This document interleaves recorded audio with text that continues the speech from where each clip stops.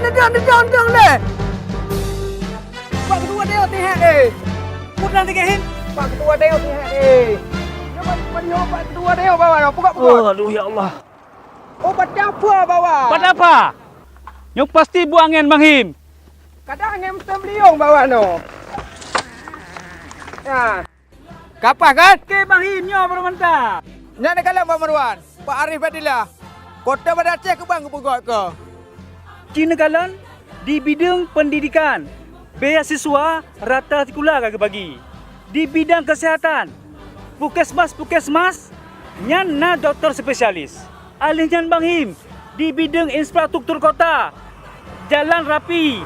Rata kampung ada aspal Bang Him. Yang betul Bang Marwan. Tutu entang keluar. Hana le macet. Betul. Dan Bang Him, yang harus depa Bang Him, selama Pak Arif Fadilah jadi ketua DPRK Kota Bandar Aceh, pelaksanaan syariat Islam dan ekonomi kota Cina akan maju Bang Him.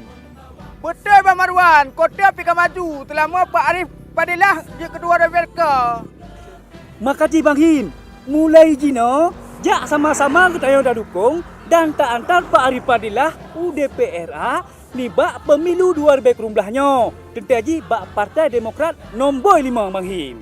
Terus semangat Pak Arif Fadilah. Nombor juang penuh semangat. Betul. Doa kamu sadan Tron pemilu 2019.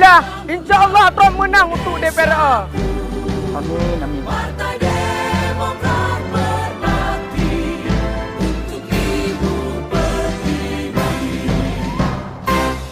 Partai Demokrat akan terus bersama rakyat dalam memperjuangkan segala bentuk kepentingan rakyat. 2019, mari bersama menangkan Partai Demokrat. Demokrat siap.